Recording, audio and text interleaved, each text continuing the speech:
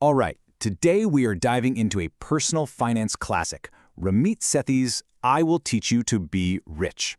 We're going to break down his core ideas on how to build wealth pretty much on autopilot and figure out what a rich life actually means for you. Now, this book isn't about what you might think. It's not about cutting coupons or feeling guilty about buying a coffee. Nope. It's a whole system designed to get your money working for you automatically. And it all kicks off with one simple, but, wow, very revealing question. So Sethi makes this great point. In finance, just like in fitness, we get obsessed with the sexy stuff. The complicated, flashy details that make us sound smart but don't really get us anywhere. We love to debate, but we kind of forget to actually do anything. Yeah, see, we get so caught up arguing about the price of a latte or chasing some hot stock tip because it feels productive. But the real way to get rich, it's in the simple, powerful stuff. Automating your investments, starting as early as you can, and boosting that credit score. Honestly, that's what really moves the needle. And this is where all that distraction, all that inaction, gets incredibly expensive. The biggest mistake you can make isn't picking the wrong stock. It's waiting on the sidelines and not getting in the game at all.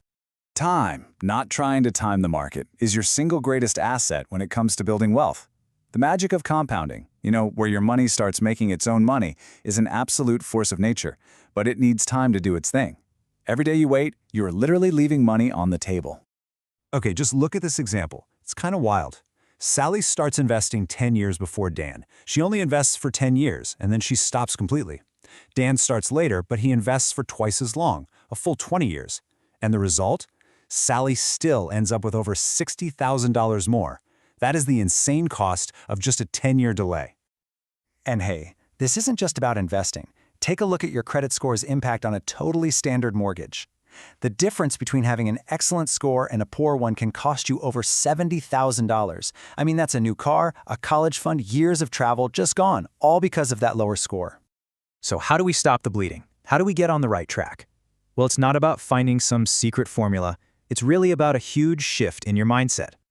This is Ramit Sethi's tough love moment. He's really pushing back against what he calls victim culture.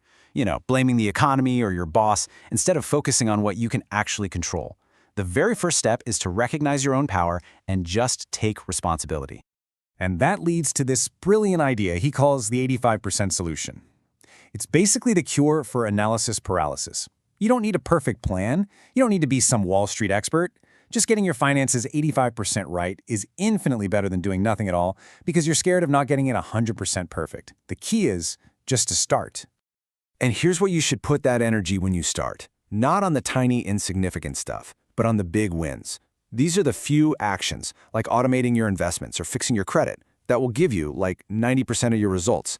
If you get these right, trust me, you can buy all the lattes you want. Okay, let's make this real. Let's put this into practice. We are going to tackle one of the biggest wins you can get right now, understanding and totally optimizing your credit.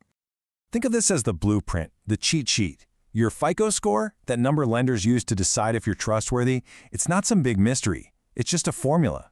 And look, two factors make up a massive 65% of that score: your payment history and how much money you owe.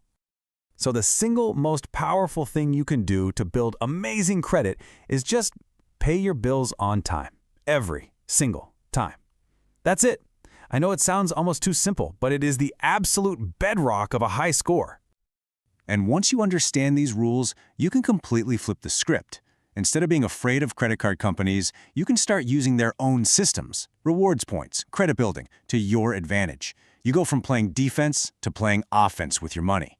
It's a total game changer. But ultimately, mastering all of these systems, it's not really about just piling up a bunch of money. It's about using money as a tool to live intentionally and to build the life you actually, truly want. This is what a rich life is all about, and it's my favorite idea in the whole book. It's not about being a billionaire. It's about conscious spending.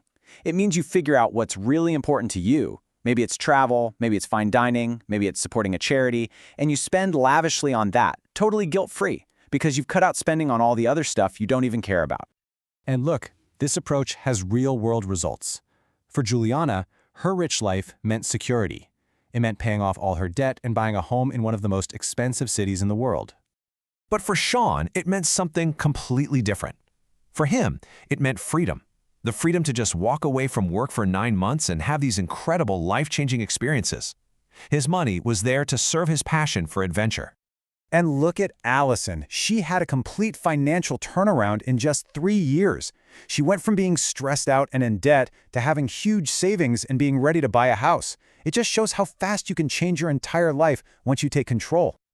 So that leaves us with the most important question of all, doesn't it? Getting the systems right, automating your finances, building wealth, that's all the how. But the why, the whole point of it all, comes down to this question. What are you building towards? Because a rich life isn't just about having money. It's about knowing exactly what you want to do with it. So take a second. What does your rich life